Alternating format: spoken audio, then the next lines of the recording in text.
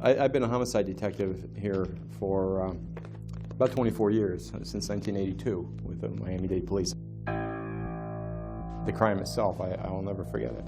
It's one of those cases that sticks with you, and I've had hundreds of cases through the years. It starts off as just, another weekend.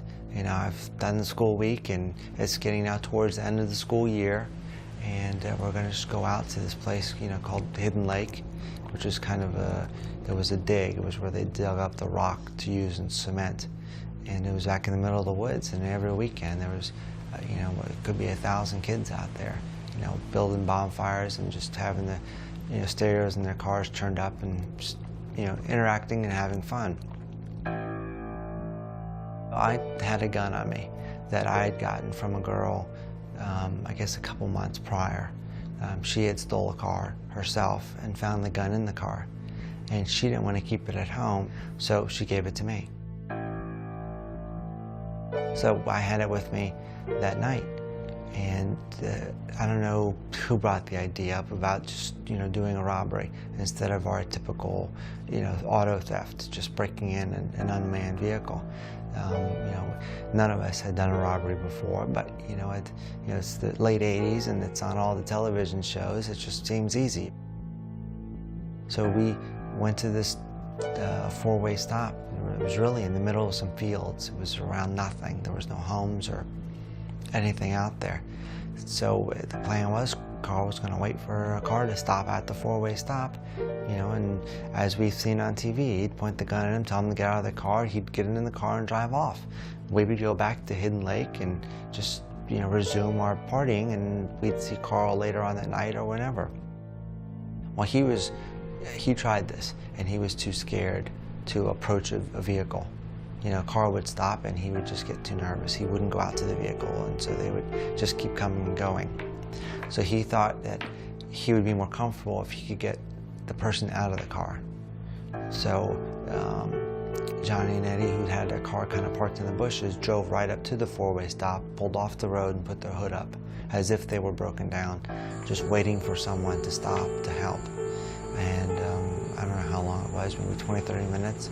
This guy came by and stopped. And I don't know, Johnny or Eddie said, I think they told him the battery was dead.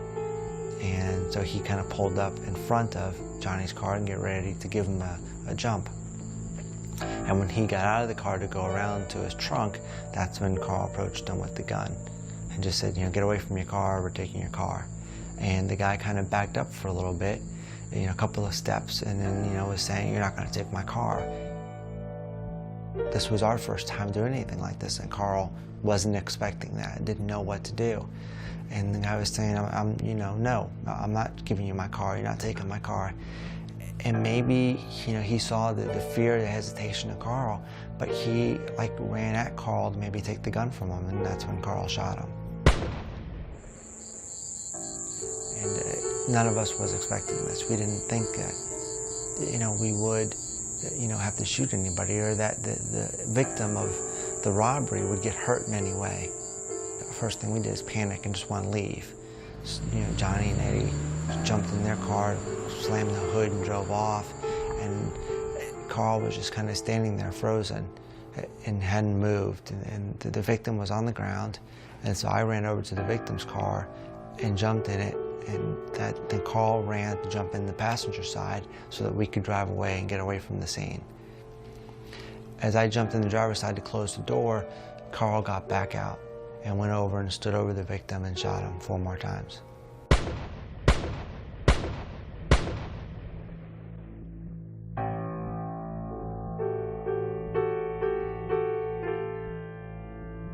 I knew that there was a crime, that a young boy had, at that time, that a young boy had been killed. I received a phone call from a friend of ours. We had a mutual friend, and he said the police are looking for your brother. I didn't know the extent of the seriousness of everything until way later.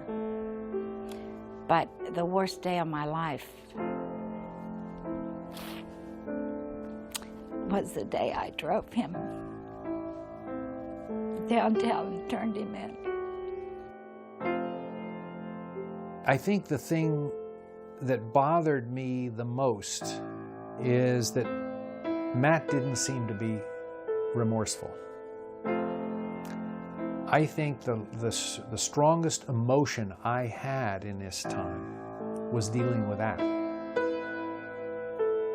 I could have strangled the kid. I remember he was, didn't appear to be bothered by it. He didn't seem to be disturbed that Dave was involved in a homicide.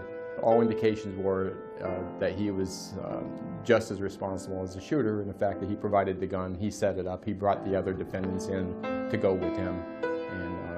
And in my opinion, that's as bad as a person who pulls a trigger. I never felt like, I was responsible for his death. I mean, I know I was involved in it. Obviously, it was my gun. And I guess I knew I'd be in trouble if we ever got caught. But I certainly never felt like, I had killed someone or that I was responsible for what had happened.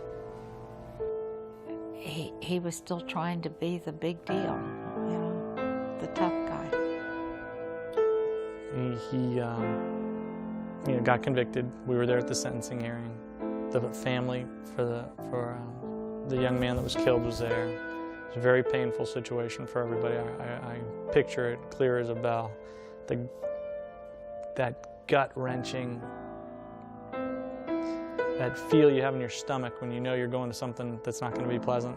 I looked at Matt standing on the other side of these little railings, your typical courtroom setting where he's on the other side of a little wood gate and you can't touch him, you can't do anything, and he's sitting there stoic, showing very little emotion. Judge Morphonius lays out, the plea, and he accepts it, and she makes a comment at the end, something to the effect of, this is a painful day for everybody. 2 mothers lost their boys, and the family, it was awful. The sense of guilt for what happened to them, at the hands of our family, at my brother, and at the sense of just sorrow and loss of my brother, who's sitting up there in chains and, is gone away for 60 years. I mean, it's a wave of horror, over you.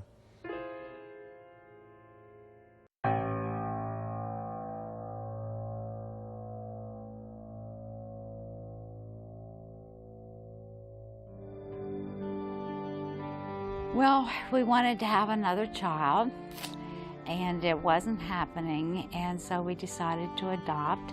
And then I got a call that there were 2 twin boys available, and I decided, yes, that was okay. So we drove to Orlando, and we had these 2 little tiny bundles in little blue and white suits that we brought home. So that was a real thrill. I thought it was great. Yeah, I had been an only child all those years, and I don't know, I was excited about it. I guess from the very beginning, Matt was a little bit more aggressive than Drew. Before they could even walk and they were sitting in a playpen, Matt would push Drew over, and then Drew couldn't get back up. They were always competing from the very beginning.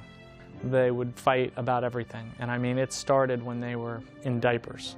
I mean, they would fight over anything in a crib, and if they were in the same playpen, it ended up in a fight. And their whole life was basically like that. Early on, we were just completely 2 different people. His interests were not what mine were. He's great with his hands, he's mechanical, he loves to build stuff. That's not me at all. He's a salesman. He's very outgoing, gregarious. And he is more of the strong, silent type. There was always a rivalry with everything, with sports, who could run the fastest, who could ride their bike the fastest, who was best at basketball. Drew was the kid that was like Mr. Popularity, He was the one that, he cared about dressing right. He cared about having the right thing, being in the right place, being the right kind of guy, all that kind of thing. Matt really didn't care. Matt chose to wear pink laces on his shoes and be a little rebellious. He was cute. He was a really cute little guy, and just, bubbly, personality, and he wanted to please. Nature and nurture, isn't that what we talk about all the time? And I personally think that, that Matt's nature, he was a fraternal twin, not an identical twin. I think for the most part, that explains the difference. It's genetic. He had a streak of adventure in him that was beginning to show when he was 10, 12 years old. It showed in a way that he would not seek risk or adventure, but that he wasn't frightened by it either. Well, I think he just wasn't interested in being mainstream. I think he was interested in being his own person. I think it was a lack of self-esteem. He didn't want to try to compete with everyone at the game, so he was going to make his own rules up and compete that way. In school, the academics came easy to me. I was gifted physically to exceed in sports, and so just everything came easy to me. And by the time I was in 7th grade, up until that time, in 7th grade, I really hadn't any problems in school. And I guess I just got bored with it. And I started to see the kids who weren't the good kids, who were the ones getting in trouble. And I guess it was exciting. He found more excitement or more thrill running around with guys stealing cars and hot wiring tractors in farm areas and running them into canals and putting them into ditches and doing that sort of thing. He started getting in trouble in school, and we were called in, and I was very defensive of him. I really had a lot of problems with the principal and the assistant principal and my teachers, and by the end of the 8th grade, they made it clear I didn't have enough days in school or the grades to pass. It's unusual for a boy not to get in some kind of trouble. And so, you see, I brought this to the situation that I had with Matt. I brought a leniency that I had been shown by my own parents and a history of getting through. And then, you grow up. At some point, you grow up.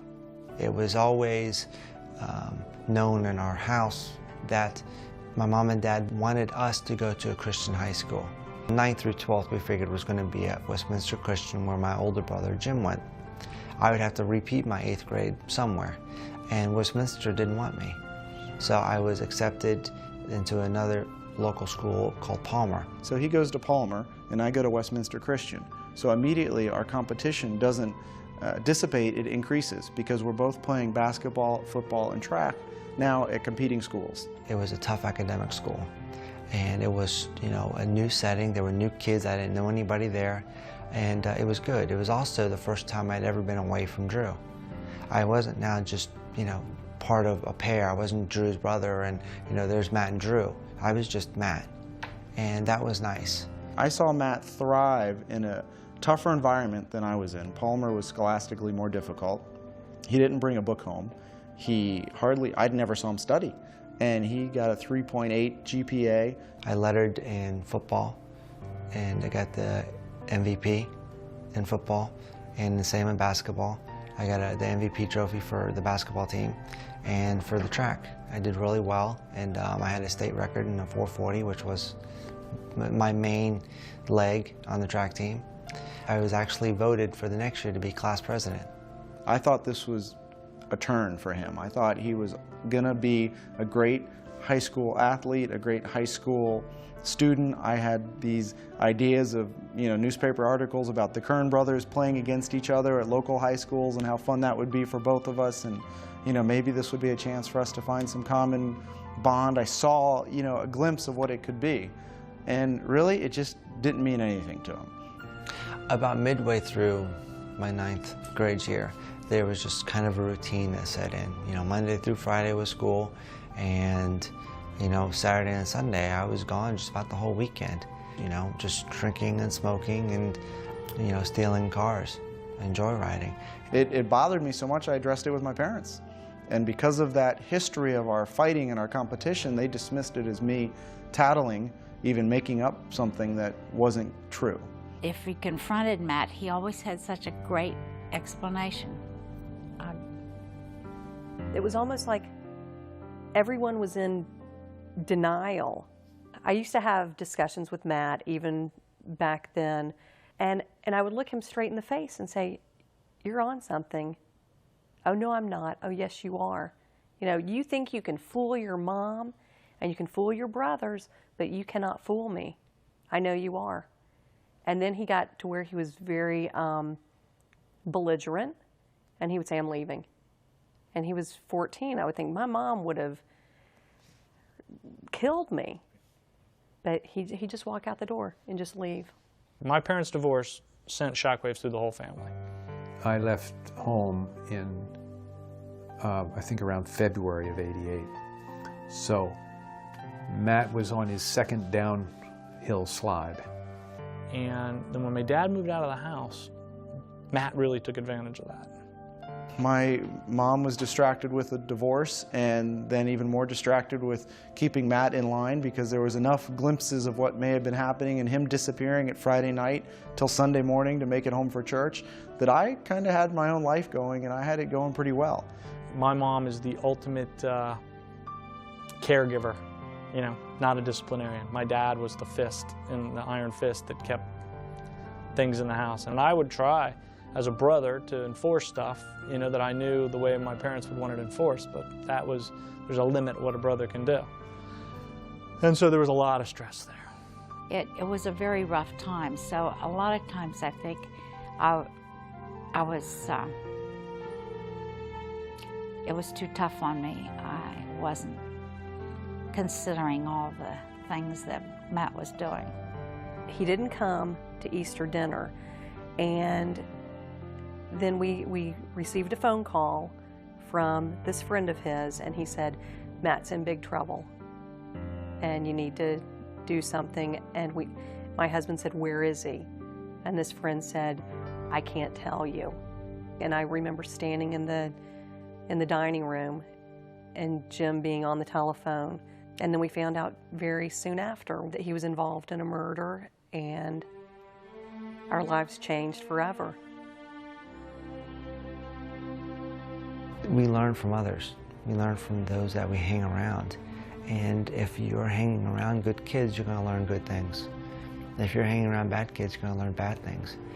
And you can't tell somebody just don't get in trouble, because it happens before you know it. I never planned to be involved in a robbery. It just happened. You know, I never planned to start stealing cars. It happened. And these bad decisions made other bad decisions easier to make and made me a different person before I realized it.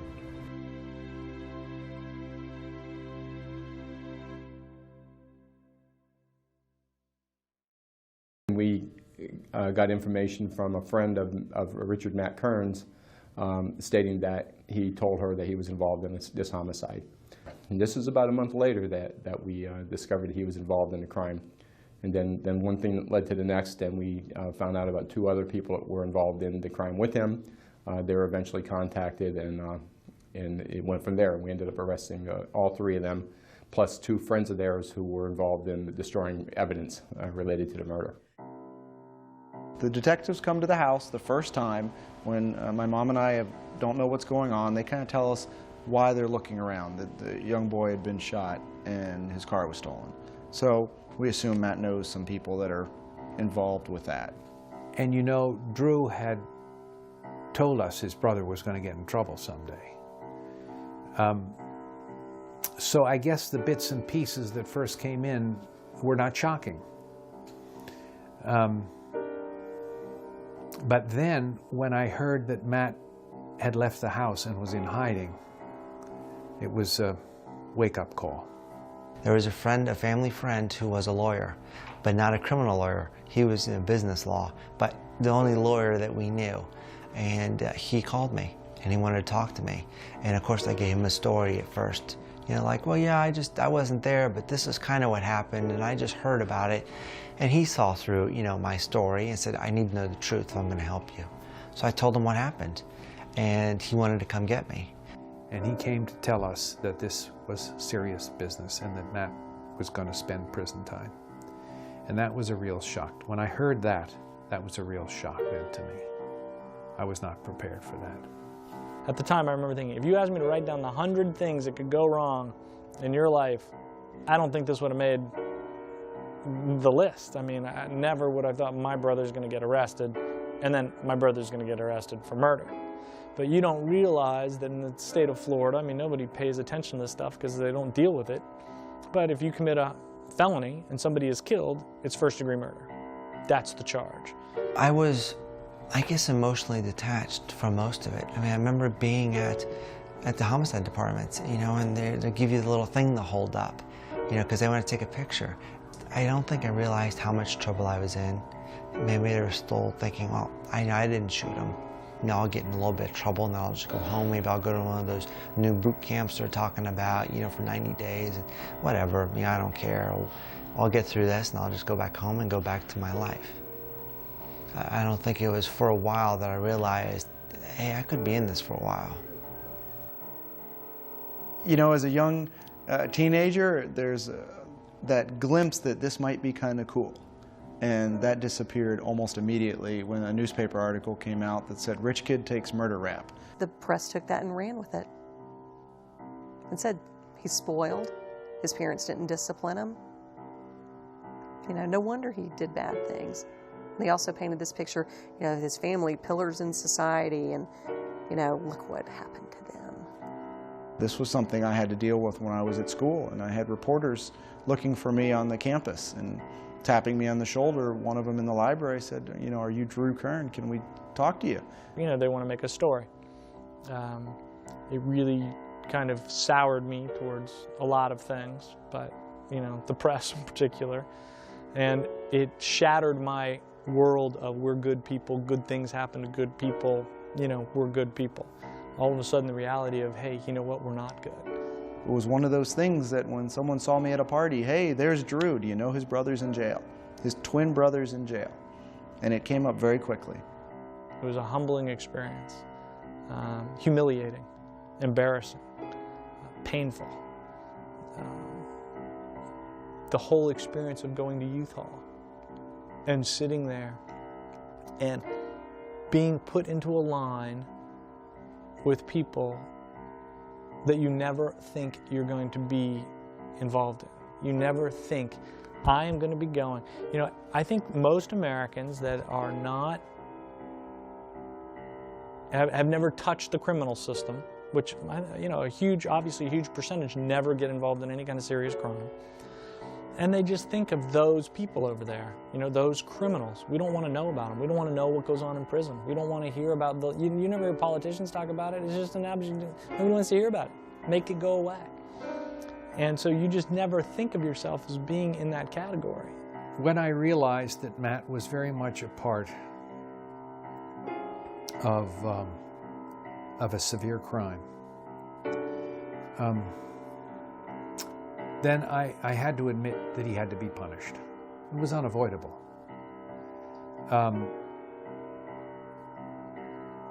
He had to pay for the crime. And we know that Matt's going to have to accept a plea bargain for what's going to look like 60 years. And I haven't seen Matt in a year and a half at this point. He seemed to not care. He was very cold about it. I mean, later he told me when they sentenced him that day, he was like, whatever. You know, we're devastated, sitting there watching my brother go away, and he's like, yeah, whatever. Let's move on. I mean, to him, it's just another part of life, spending it in a different place. He just honestly didn't care, which tells you how black his soul was. It was awful. My mom was an absolute wreck. She had recently divorced, and this was ripping her apart because she took so much guilt that this was her fault or she had done something. And that sounds tough, and I think she was harder on herself than she should have been. I don't think she could have stopped Matt from going down this road, but there were people, you know, friends of ours that felt that way, and she got that sense, and she felt that. So I think that to this day is probably one of the hardest things for my mom, that people looked at her and said, "What did you do?"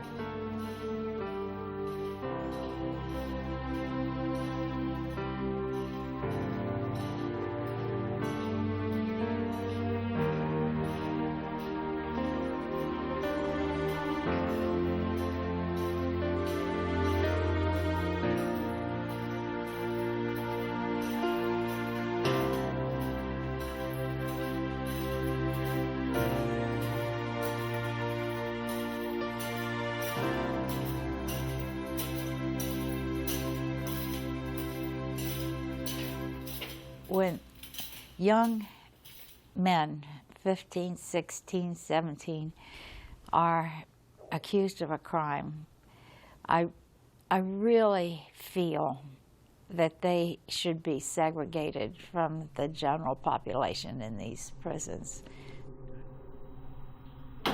They're obviously are not matured. And they are termed to be adults as far as their crimes are concerned, because it's an adult crime when you take someone else's life or whatever. Inside the prison, there are men who've been in there for a long period of time. They look for younger, defenseless men that come in, and so the young men absolutely have no idea what prison life is. They have absolutely no idea. Matt told us more than once that you have to have the respect of the other inmates, that this was extremely important or you'd be preyed upon. The other convicts have been in prison, 20, 25 years, and they've replaced women with these young kids, what they call boys. And that's their relationships, and that's their, their girlfriend or wife or whatever they want to call them. And so as new kids come into the system, they try to, what the phrase is, turn these kids out and make them their new boys. Well, it's not only homosexuality. Homosexuality is homosexuality. This is rape. This is actually sexual assault. That was tried on me. It was tried through manipulation. It was tried through just force. Through manipulation, there was one guy who, kept threatening me, and the other guy who was in the same dorm who kept trying to come to my rescue. Let me help you out. I didn't know either of these guys. I was new. And Matt would tell us stories about things that happened, and we were like, oh my gosh. I mean, just unbelievable stuff. Where he's threatened and things that he has to do. And I don't know how much of this we want on tape. But He would say for me, for example, when a bus would arrive at a prison with new inmates, they had to pass down a corridor, and the older inmates would be at the fence, and they'd be sizing up the inmates, looking for their boy, looking for somebody that they wanted. And depending on your presence in the prison and the authority that you commanded among the inmates, you could get your pick. When he first went into, I think he was the youngest one there. And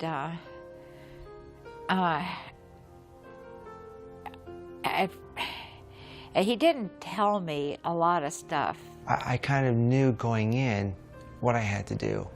I didn't know exactly what was going to happen, but I knew I wasn't going to become a boy.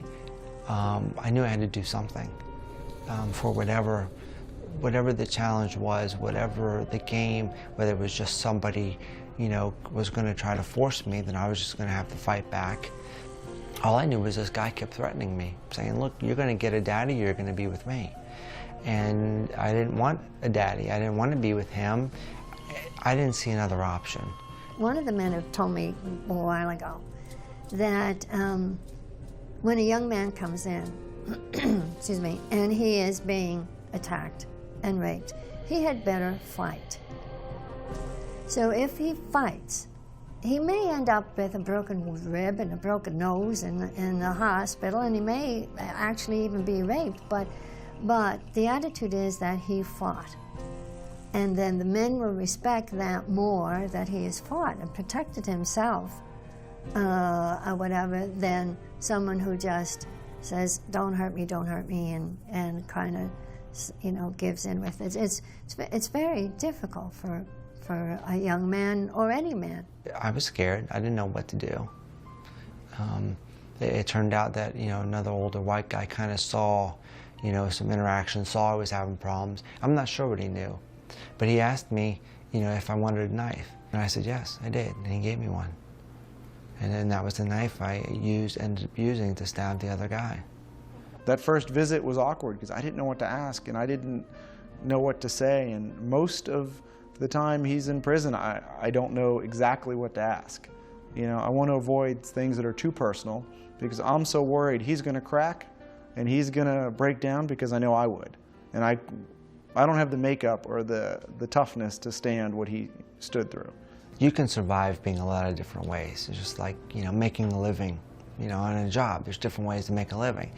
You have to be forceful. It is good. I mean, it helps you to survive. And I had the reputation as a creeper. And a creeper is somebody who attacks somebody else when they're unaware. And people don't want problems with creepers because they don't know when they've crossed the line. If we have an argument, you don't know if I'm worried about you being a problem for me later. Because you know that if I think that, I'm going to attack you. Not now, but when you're least expecting it. They're so busy developing survival skills, how to survive safely within the prison, so that it becomes really becomes a preoccupation with them. How am I going to protect myself? And they start developing whatever skills and habits they must develop to protect themselves.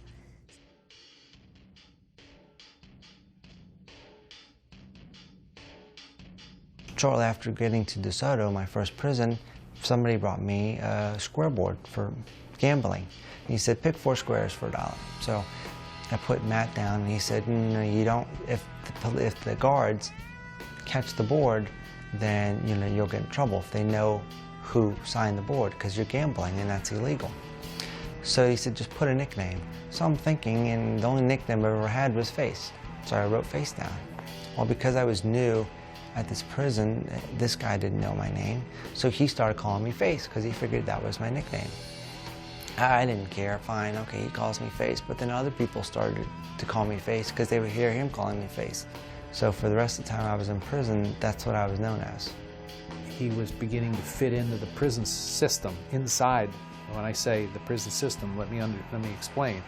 I don't mean the external prison system, I mean the culture within the prison.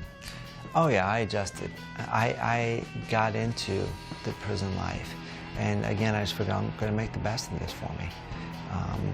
You know, I'm going to make some money, I'm going to have some fun, I'm going to use that money to buy privileges for myself, to, you know, get special things I want in prison.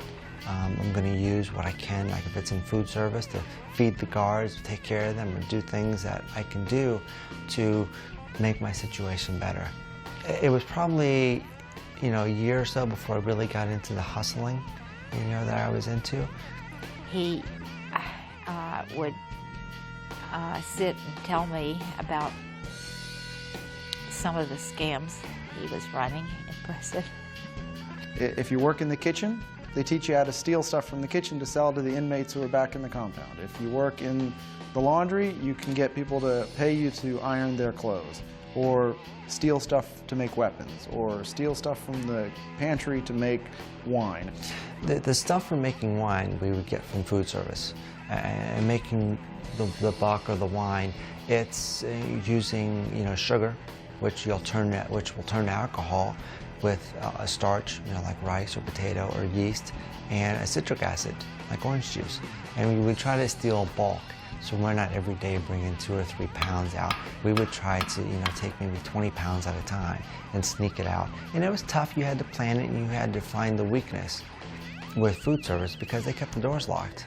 You had to try to find the best way to get the stuff out and then get it back to the dorm. And then, you know, once you've made the gallons of wine, you'd have to find the best place to stash them so that you could give them the 5 to 7 days to cure, to become ready to drink. I told him, you're going to get caught, it's going to come down on you, it's going to be worse, I don't think you should be doing this. With the money that I was making from loan sharking and from making wine and selling it, I invested in this kind of business scheme of the tickets, which you have to have money to start.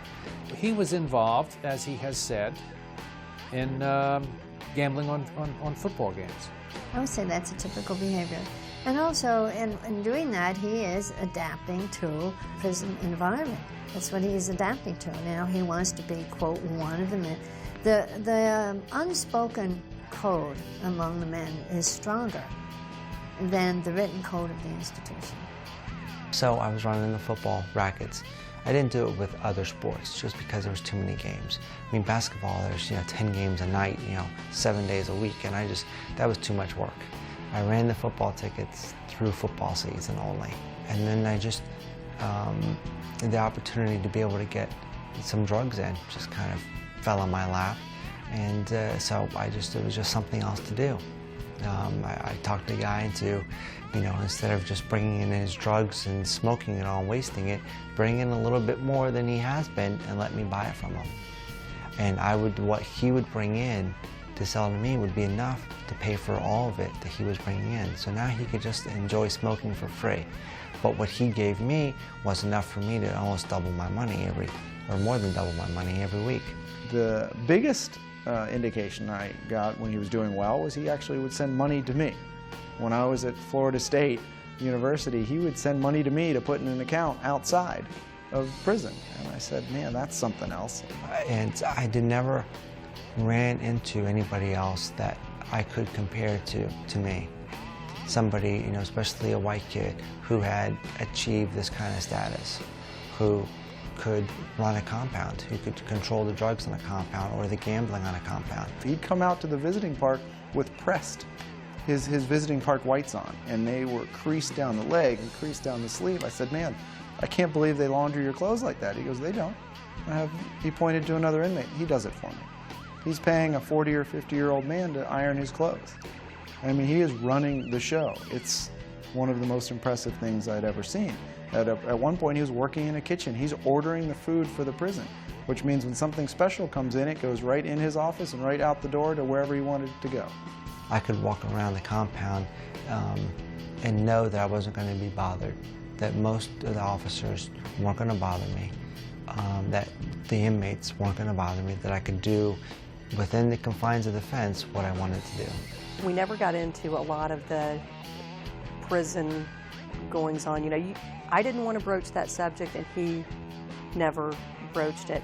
But he did tell me about this prison guard that he was becoming really friendly with. I was like, well, what does that mean? Matt made a comment once about his interest in a female guard.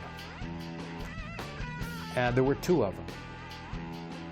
And they were both rather attractive, but I thought one of them was considerably more attractive than the other. She found me, actually. I met her when I was in the visiting yard, in the visiting park, and she came and sat down at our table for a minute, and just to let me know that Matt wasn't making this story up.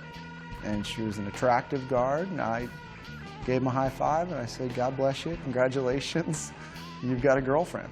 Finally, he told me that he was having a relationship with her, and that, I was glad. I was actually glad. I mean, obviously we knew there was a romantic connection, but it wasn't something that we could necessarily act on when we wanted to. But then, there became opportunities because I was in the dorm that, the sergeant who was in the dorm with her would leave. And so we were in the dorm alone, and we could go into a supply room. They got a key, and do I need to say more? And then he told me she was married, and then I started thinking, oh no.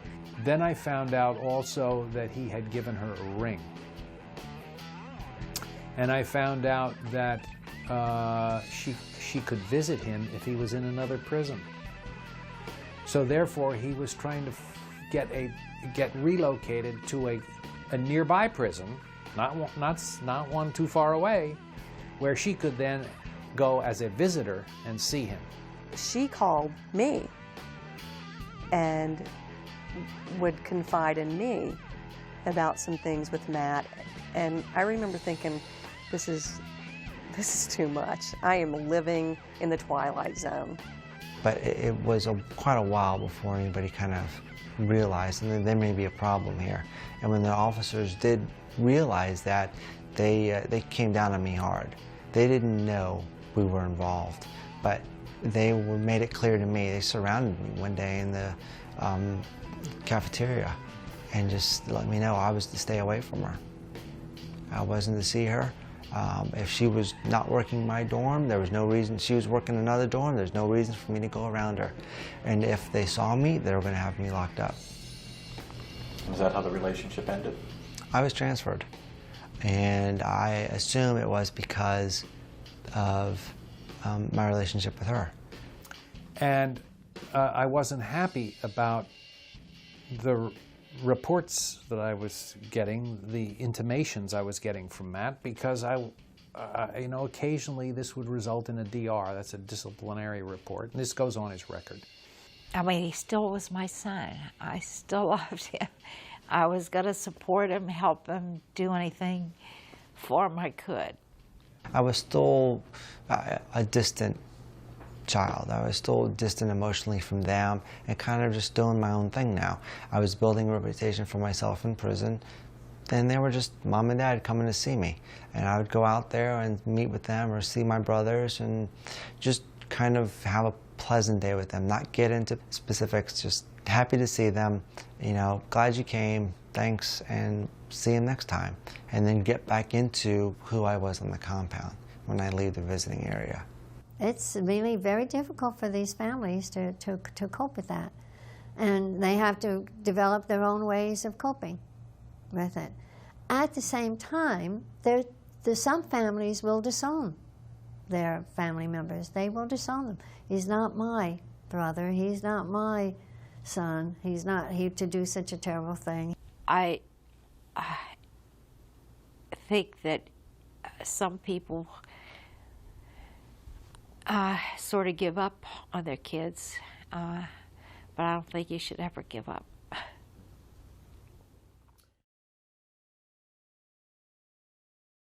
My persona at Henry was a little bit different than I was at DeSoto.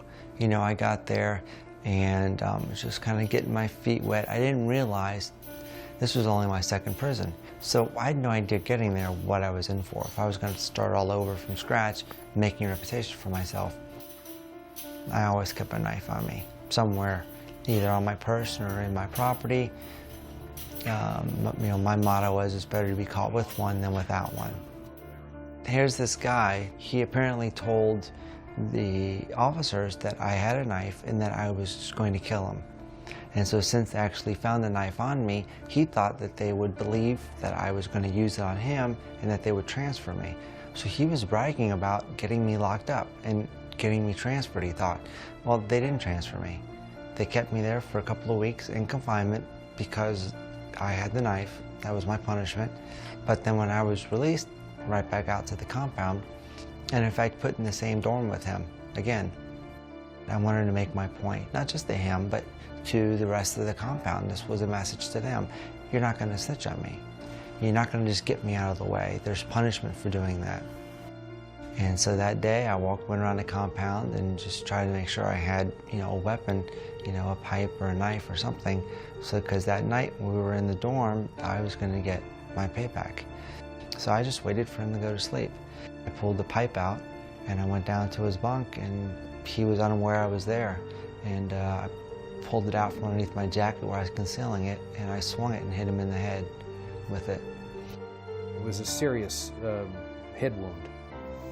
The Henry County warden, he sent Matt away for 13 months in what they call close management, which we on the outside call solitary confinement.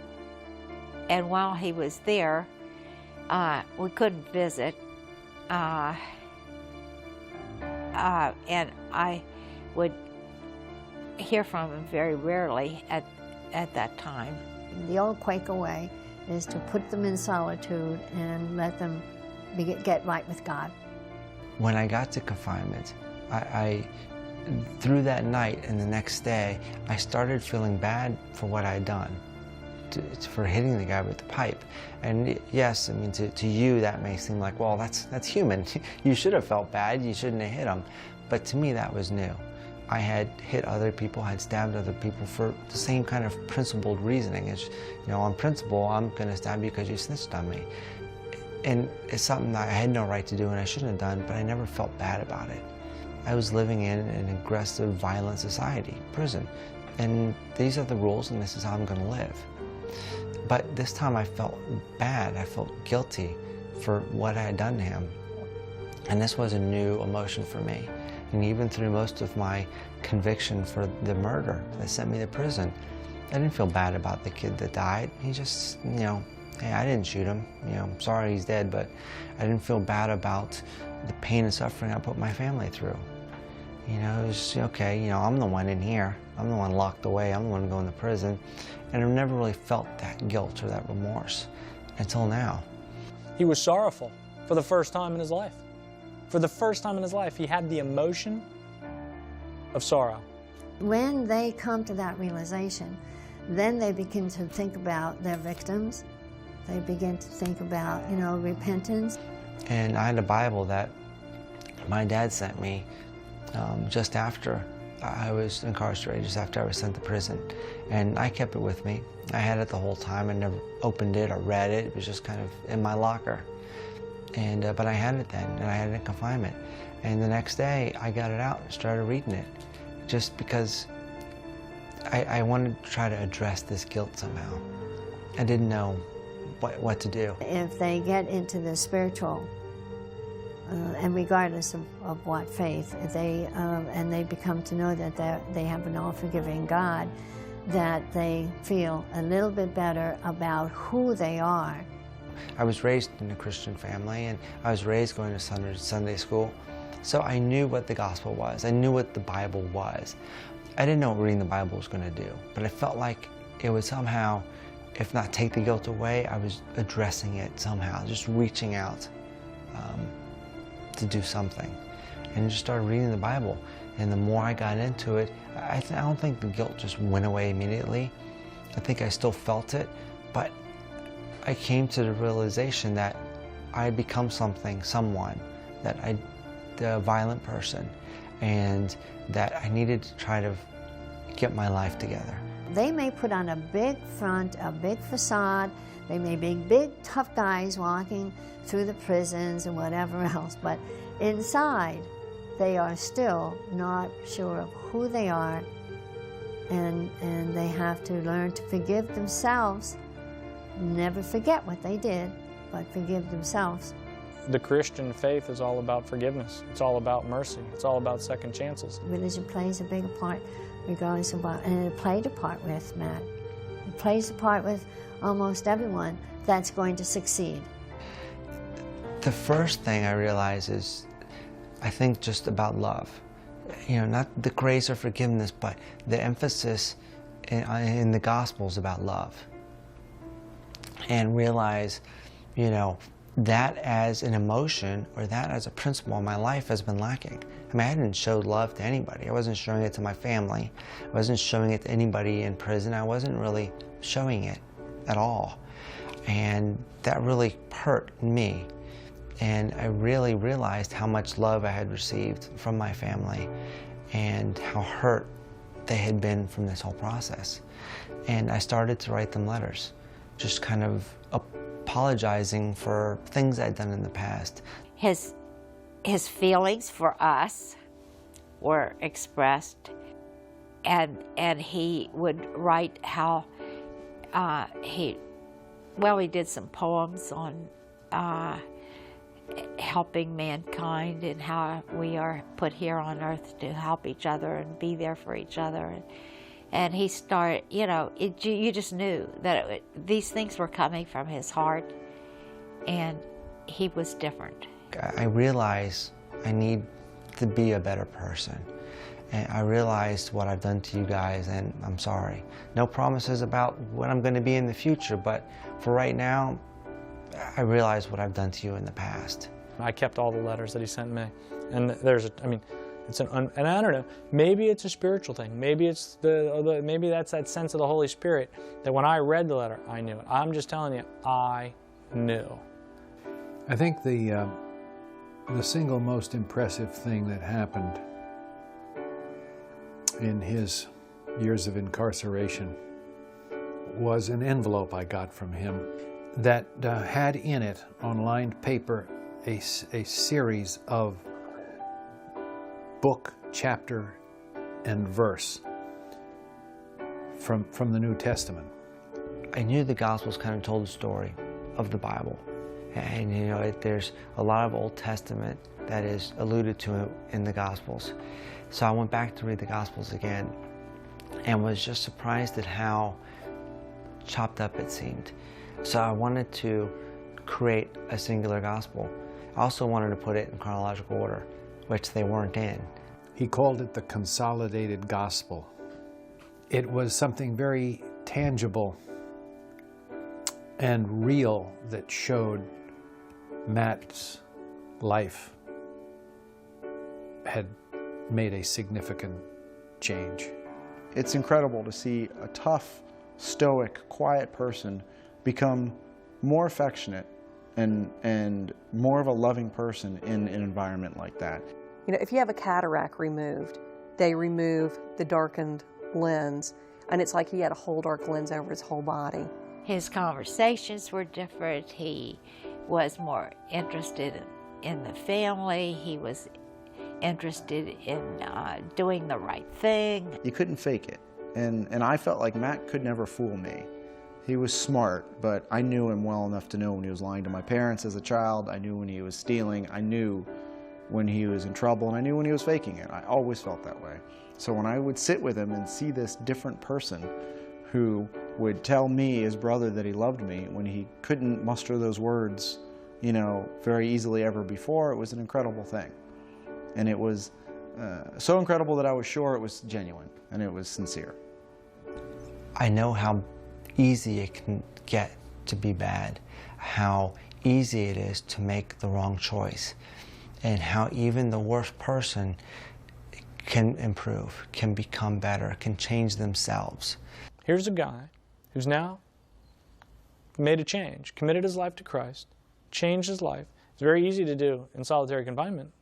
There's no temptation, there's no test, and now he comes out and he's determined. I mean, I remember him telling me, I'm not going to go back to what I was doing before. As a Christian, I need to live a holy life. I need to make the right decisions. Will it be easier on the compound? No. It'll be tougher to try to go back out on the compound from my CM cell as a Christian than it would be just to go back out and just resume my persona as face. But I felt like I had to do it, that God had done so much for me that I didn't even realize up to that point that I owed it, if that makes any sense, I owe it to God to be the best that I can be. So now he's faced with all these guys that are expecting certain things from him, that have expectations of who he is. And now he comes back into the general population, he can't do it anymore. He's determined to not do it. And he didn't do it, which is even more miraculous. He held up. He's strong enough, tough enough, and found enough spiritual strength in there to not go back and do that stuff again. It's as amazing as anything else. Because once he was thrown back into that temptation, back into that pit, you know, to have the fortitude to withstand that is a testimony to the changing nature of this, you know, Christian change that took place, that it was for real. With, by the way, at that point in time, no hope of getting out of prison.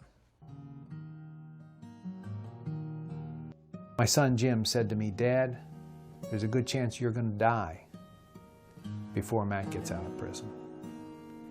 And that was a huge motivator for me to stay focused on clemency.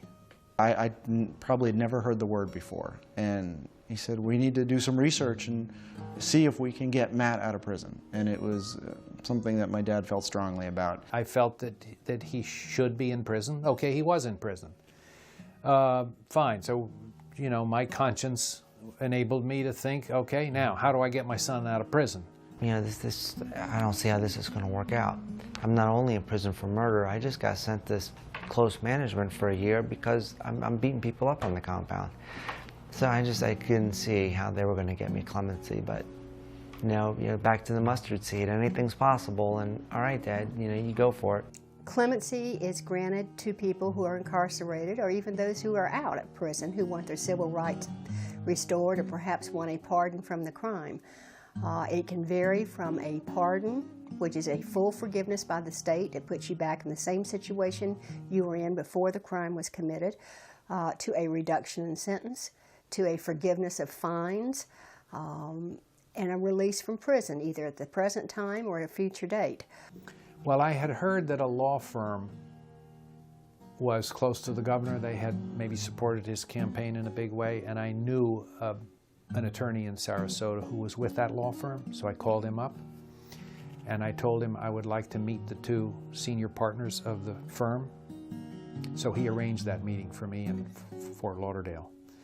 And I had a meeting with each of them separately, and they reviewed the case. They didn't see how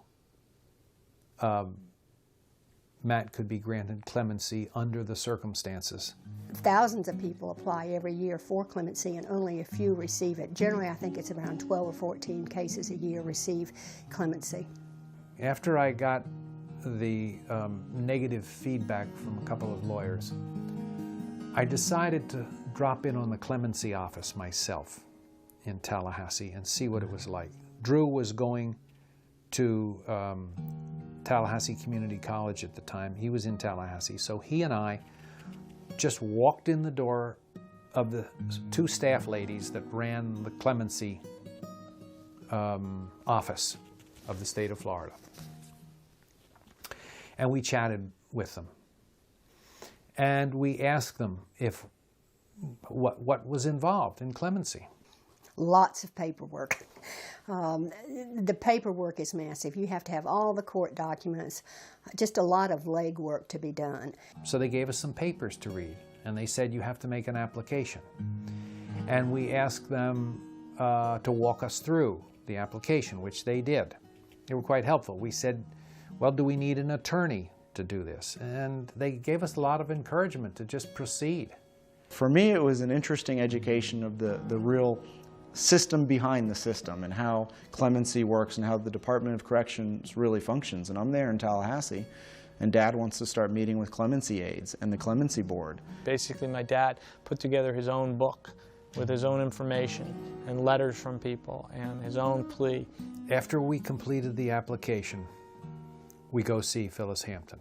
Phyllis Hampton was the aide, the clemency aide to Governor Lawton Chiles. Well, it's not the family I remember first. I remember receiving Matt's consolidated Gospels that he had written. And I was amazed that an inmate, especially a young inmate like Matt, would have the time and the interest in putting this together. And so that kind of spiked my interest. Lynn and Drew and I met with her one morning. The two of them flew up from Miami. I drove over from St. Augustine. And the three of us felt as if we had a good meeting with her. She listened to us, and we thought perhaps, without trying to read too much into it, that she took a liking to us. What I brought to that process was I gave Matt a face. I could sit in that room and say, I'm his twin brother, and basically just stare at them and say, look at me. I'm 24, 25, 26 years old. This is who we're trying to get out of prison. This is the young man that's been in prison since he was 15 and deserves a chance to have a life. He's lost his adolescence. He's lost his teenage years. Rightfully so because of what he did. But, give us a chance to bring our wayward son home. So often an inmate doesn't have a support group. And here was a mother and a father and at least one brother, because I had not met the older brother at that time, that was very interested and felt that the brother was deserving of clemency. And so we started taking a closer look and saw that apparently this young man had changed his life. Now, I've been negotiating real estate sales all my life. I feel like, not that I'm a real estate broker so much as I'm a negotiator. And I have an innate sense of the timing of things, and it bothered me a lot. I didn't think we'd get it done. I was doing it because it's all I could do. I sat in a voting booth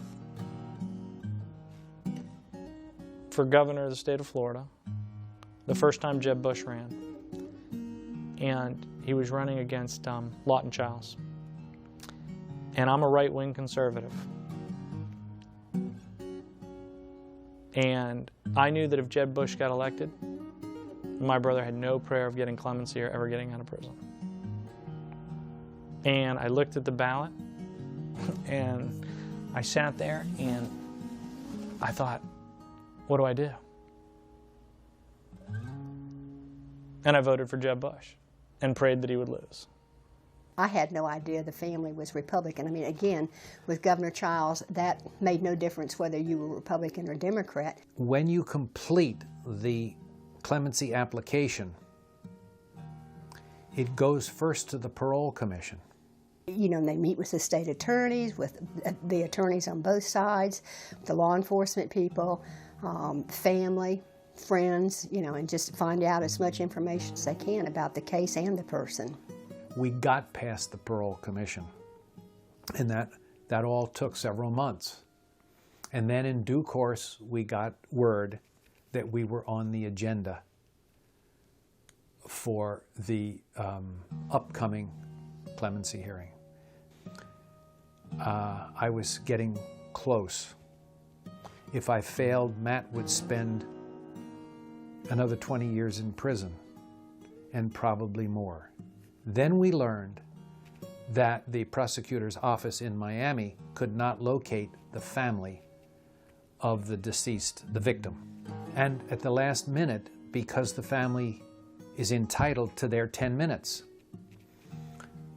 we get 10 minutes, and the family gets 10 minutes to say, if they care to, why Matt should not be released. They couldn't locate members of the family, and so they pulled our application. I think Matt was nervous that it wasn't going to happen, and I was fearful that his hopes would be dashed if it didn't, and that he would, this conversion, this great change in Matt would be, you know, devastated. Well, I think we ask for great things, but we don't expect it. And Dad was saying, we need to expect this, we need to ask for this. We were then to appear on the August, I think it was in the summer, meeting of the Clemency Board. They meet 4 times a year. And my dad flew up a bunch of people from Miami to, you know, to speak before the Clemency Board. I remember he had lots of people there, and they spoke for a very limited period of time. It is this ominous courtroom that's larger than I would ever imagine. And you've got the governor and everyone sitting up on stage, I mean elevated. And you're given a limited time to speak, and there's a pro and a con, you know, for each person that comes before the board. This is why, you know, Richard Matthew Kern deserves clemency. And it's up to them. They don't have to give it to you. You can't earn it. It's a gift. So we had our day in court. Hope for the best, and we left feeling great about it. So I knew this was happening. This was in process, and it could take a week or months, is what we were told. And we just have to wait and see. And the word came back from Phyllis Hampton that the votes weren't there. You know, you had to have the governor, and then you had to have 3 of the other 6 cabinet members. And sometimes getting that 3rd cabinet member was difficult. And occasionally what we would do would be just hold the application for a month or 2. If she had asked for a vote, and Matt had not gotten the requisite 4 votes out of 7, he could not have come back for 2 full years. But by withholding the vote, she had a chance to test the waters, so to speak, with the various cabinet members and their clemency aides. Basically, you can commute a sentence. You can commute a sentence and shorten it where someone has, you know, time left to serve, maybe 2 or 3 years on their sentence, but they, you know, so they don't get it all right away. It wasn't what I wanted.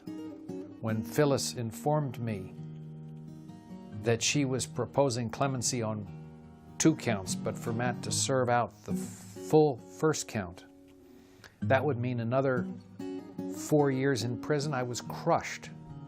That was God's providence. That was great to give me that time to prepare myself, to prepare my family for my release. If the Clemency Board had said, okay, you know, great, we believe in you, you know, go home next week, that would have been tough. So I anxiously awaited the next clemency meeting, and at that meeting, the vote was taken and Matt was given clemency.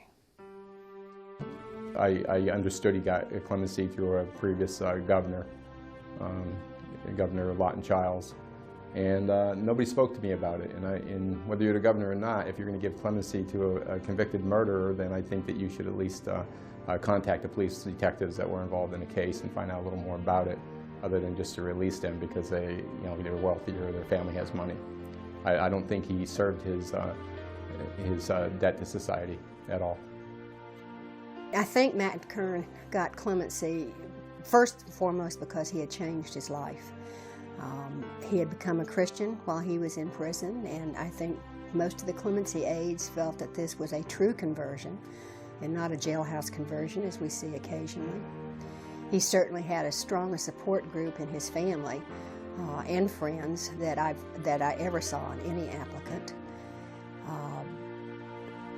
He seemed to be very contrite for what had happened in his life and the pain that he had brought onto others. He was very young and had many years in front of him, and I think that the governor and cabinet felt that he could be a contributing member of society. 4 or 5 months after Matt received clemency, Lawton Childs, governor of Florida, dies of a heart attack. Matt is released August 13th, 2000. If there had been any glitch in this scenario, any delay of any kind, Matt would be in prison as I speak. I think you live on hope. Hope from the time that he was incarcerated that things would get better and he would get out sooner. I mean, there was always that hope.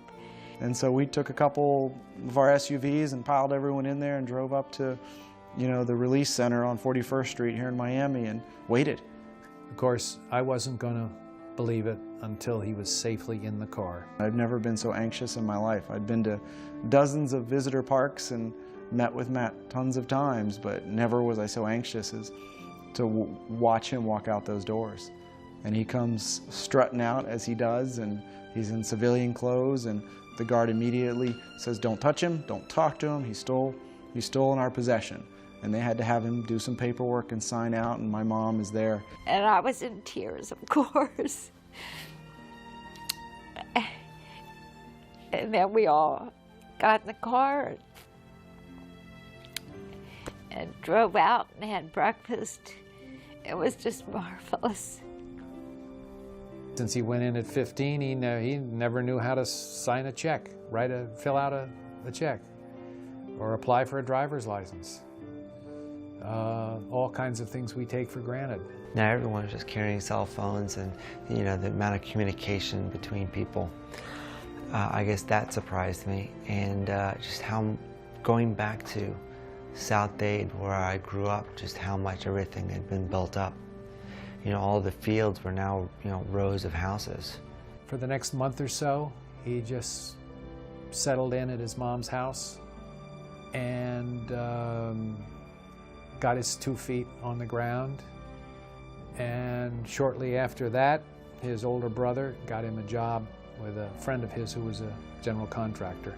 I think the transition back to society can be harder than the transition to prison. I mean, you go from the county jail to prison, you're thrown in and you're stuck. You lose a lot of privileges. I mean, you're restricted in your movement. You're told, when you can go to bed, when you have to get up, when you can eat, but you just kind of follow the regimen. Once you get back out, there is no regimen. And you have to be self-motivated. You have to get yourself up. You have to go find a job or go to school, or you have to go find something to eat. It's different. It's all the freedoms that you lost before you went in are given back to you at once. And it's a lot. I will tell you, I was nervous when he was released. Not that he couldn't hold up his end of the deal, just that something would happen. I was always waiting for the other shoe to fall, but I don't have that anymore. He is as strong and as independent and as smart as they come, and he's going to be successful, and we're just enjoying having him around and enjoying getting to know him better and better every day. He's a quiet, strong, reserved guy who cares about those around him, loves his family, is faithful, courageous, dependable. He's a good man. He's still stubborn. If he says he's going to do something, you can count on it. He's going to do it. He's going to be there. And he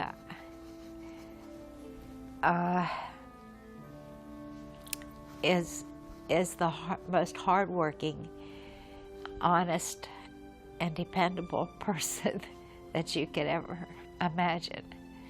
And also very loving. Today, Matt Kern is a solid citizen. He married a lovely woman who had 2 boys. At the time, I think they were about 6 and 8. It was probably about a year after my release before I met Connie. And then it was a couple months before we realized, we're dating seriously. And then about a year later, we were, a little over a year, we were married. I think what impressed me the most, what impressed upon me the most was his genuineness. He wasn't just nice to me and my kids. I saw in his daily life how he treated other people, treated his mother incredibly respectfully, his brothers, people that he worked with. He's just so sincere and genuine. And that, he could fake with me. He could show me whatever side he wanted to show me. And believe me, my antennas were up. I was not going into this in any way about to be deceived or fooled or tricked or manipulated. I've been working with manipulative juveniles for my entire career as a therapist, and really was very distrustful. Even when we started dating seriously, there was always in the back of my mind, is he telling me what he wants, what he thinks I want to hear? Is he manipulating me? Is he deceiving me? But I would see across the board the way he responded and reacted and treated others. And that gave me a true sense of peace about it. It's not just me. Unless he's manipulating everybody in the world, then he's for real. I realized, becoming a dad of 2 kids quickly when we got married, I had to deal with impatience. I didn't realize how impatient I was. And that was something I didn't deal with before I got released. And I had to deal with that through our marriage and, through my being a new stepdad. But that old Matt is gone. The face is gone. Matt was in prison for a reason. I've never in my life said he didn't deserve to pay for his involvement in a crime. He was involved. He was there. He didn't stop it from happening, and he made a lot of mistakes. But he became a better person for it. From where Matt was to where he is today, it's black and white. There isn't even any middle or gray ground. It is such a 180-degree change. I think we can learn that there should be second chances, there should be opportunity, and they should hear that it doesn't exist. Because people don't know what goes on in prison. People should know, they should learn that the moral of the story is that there ought to be an opportunity for somebody to dig their way out of that hell and have another shot at redemption. You cannot put a human being inside prison for years. You cannot do it and not help them out. They have a human mind. They are human beings. You don't tie them up like a dog and never go near them and never teach them, because that's going to make them more dangerous when they come out. If you haven't helped them find another path of living, another path, so that they won't go down the same path that they were down, that's all they know is what they've done. Now you have them incarcerated. Now is the time to teach them that there are other ways to live. I think one of the reasons I want this film to be made is to show that the way back is so difficult and the odds are so long. I want people to see that the penalty for crime is a wasted life, potentially. The judicial system is flawed, but it works. It does work. Matt had a penalty to pay. He paid the penalty. I think he owes this victim about another 45 years in prison. And to come out now and say that, well, I'm all, you know, I'm fine now, I'm good, I can go to school, I can make a living, I can go on with life, isn't good enough. Because he didn't pay his debt to society that was given to him, you know, or to Antonio Morales, who at 18 years old lost his life.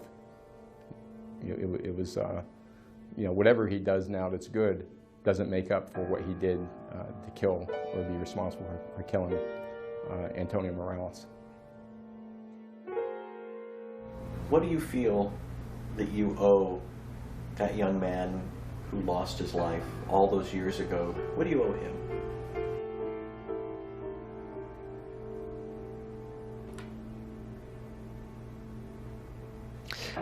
And I don't know what I owe him.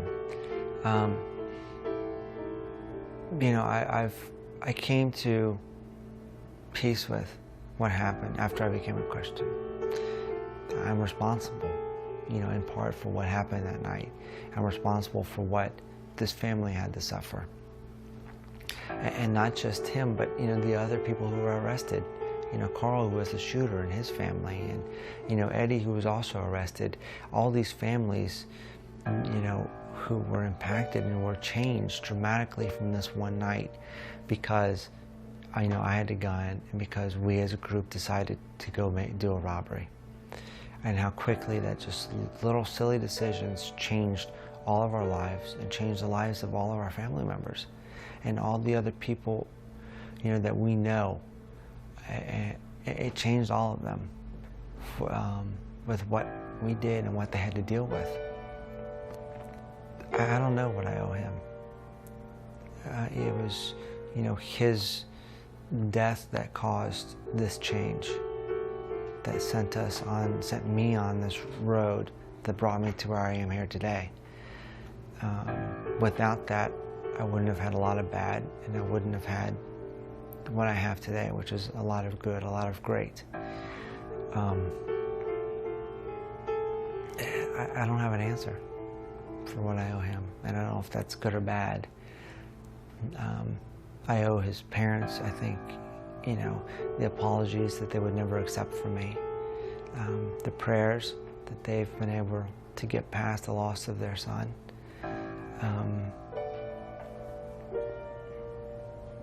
And I don't know past that.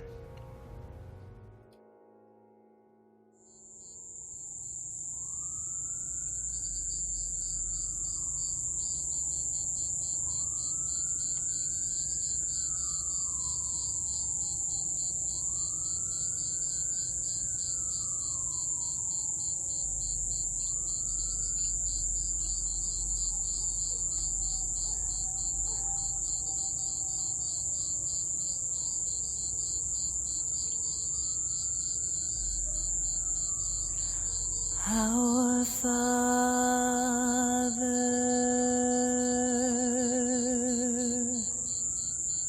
which art in heaven,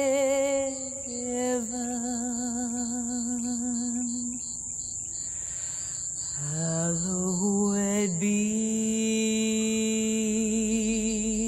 thy name. Thy kingdom come, thy will be done on earth as it is in heaven.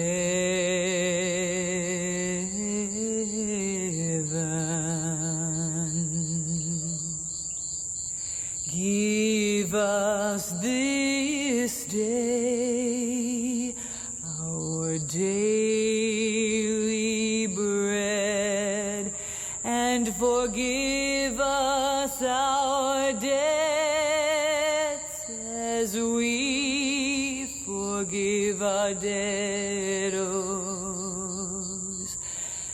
And lead us not into temptation, but deliver us from evil.